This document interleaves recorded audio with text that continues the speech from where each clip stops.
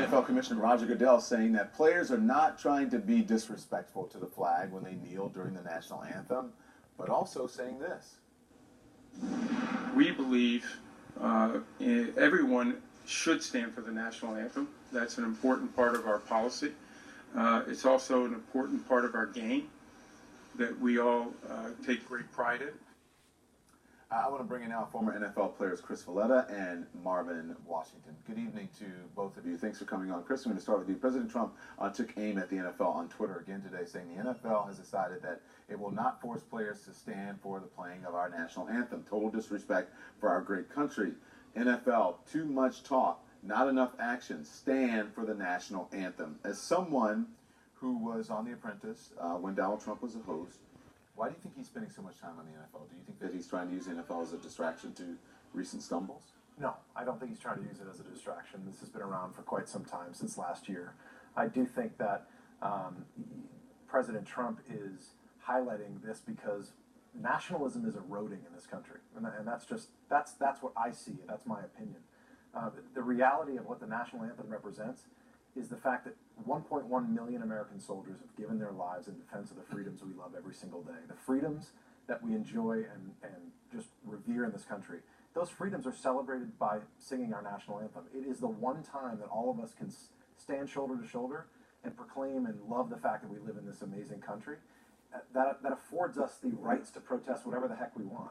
And it's amazing. What I was going to say, doesn't that also afford you the right to protest and the right to the First Amendment and freedom of speech and freedom of expression? So if you're going to say that, if you're going to use the same thing about nationalism and supporting the national anthem, shouldn't you do so for the people who have the right to take a knee as well, to basically genuflect, to bring attention to an important subject to them? It's just confusing because you're protesting during, not protesting. You're protesting during the one thing that allows you the right to protest. Are you saying nationalism or patriotism? You're saying patriotism is eroding or nationalism? No, nationalism is not necessarily a positive term. No.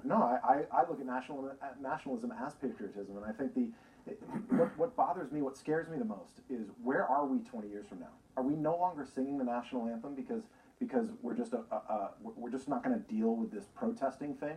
But that's a very good question, though. Why do we say the national anthem at a game? It is a game. It's not a military event. It's not, if you play the national anthem. I'll tell you the reason why. If you play the national anthem when the soldier sadly comes home in a casket, then everyone should stand for that. Because sports. But if you play it at a sporting event, at a basketball game, a baseball game, at a soccer match, we know we're on American soil. Who cares? Yeah, because sports is recognized as one of the great unifiers of the world. Not necessarily just a country or a people. But you're making the point that football players is a great unifier, but these men don't feel that they have the same rights in a country that's supposed to be unified, the United States of America, as everyone else does. I'm not arguing the merits of their protest. I'm arguing when they're doing it. They said themselves that they're not protesting the national anthem. Then don't kneel. Stand up. Protest another time. Take a knee when you score a touchdown. How can you, as an American citizen who believes in the First Amendment and in the Constitution, everything you say about the anthem, how can you tell another citizen how and when to protest? That's un-American. It is not un-American. I take offense to that. It is un-American. I'm a bold American. I would say that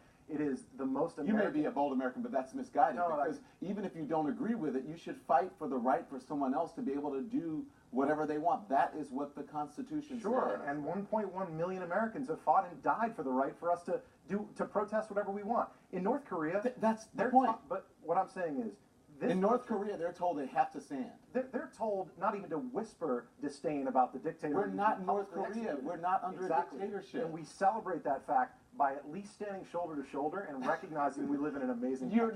You're not making sense, because we are not under a dictatorship. This is not a totalitarian country. You can't tell people what is patriotism, what is not, when to stand, when not to. Otherwise, we would be living in North Korea and Kim Jong-un would be our leader. Thank God we're not. Exactly. Thank God we're not. And all I'm saying is that the national anthem is representative of a time we get to celebrate the fact that you and I disagree. Thank God we can say here on public. But I'm not going to tell you, as an American who respects and loves the Constitution, by the way, who stands when the national anthem is played, I'm not going to tell you that you should stand or sit and how to protest. That is the height of just being arrogant, of saying this is how you should be an American. You don't tell other Americans how to be Americans. You don't tell other Americans how to protest. You don't tell me what to do with my body, what to do when some song is played. That is un-American. That's what I don't understand. Yes. See, I just don't look at the national anthem as some song. I look at the national anthem as a symbol, as a very unique and special exactly. symbol. It is a symbol That affords us the living part of the national anthem is that people can stand or kneel or lay down or go get a beer or go get chicken wings or turn their back or do whatever they want to do with the national anthem. I disagree. That's what freedom is about. I agree, but celebrating freedom is having this one moment when all of us can stand shoulder to shoulder with our hands on our hearts and actually proclaim the fact that we might disagree. You don't have to stand with that. That's what you do with the Pledge of Allegiance. You don't have to do that with the national anthem. That's not. No one has ever said that. As a matter of fact, it's not in the rules of the NFL. Why don't you take a knee? Because that's how I feel. You may feel something else as an American, and it's not my right to tell you what to do. That is what being an American and a patriot is to be able to fight for the right for somebody else, even when you disagree with them.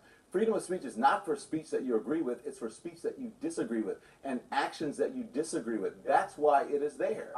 But I got to let Marvin get in. Marvin, I'm sorry, go ahead, I've been going on, because this has been driving me crazy ever since it happened. Go on. The thing is that I totally disagree with that. And so when would you like for us to protest? You know, with the Black Lives Matter, it was too violent. You know, we should do nonviolent protests. Now Colin's done nonviolent protests, and it was dying down until Donald Trump says, "Hold my beer," 3 weeks ago in Tennessee, and it reignited it. And so it's not about disrespecting the soldiers. It's not about disrespecting the flag. It's about it's about criminal justice reform. It's about addressing the issues that are affecting our community, like racial inequality. That's what it's about. And so he can say that, Chris can say that, but my dad was a World War II vet, and he's buried in the National Cemetery right now.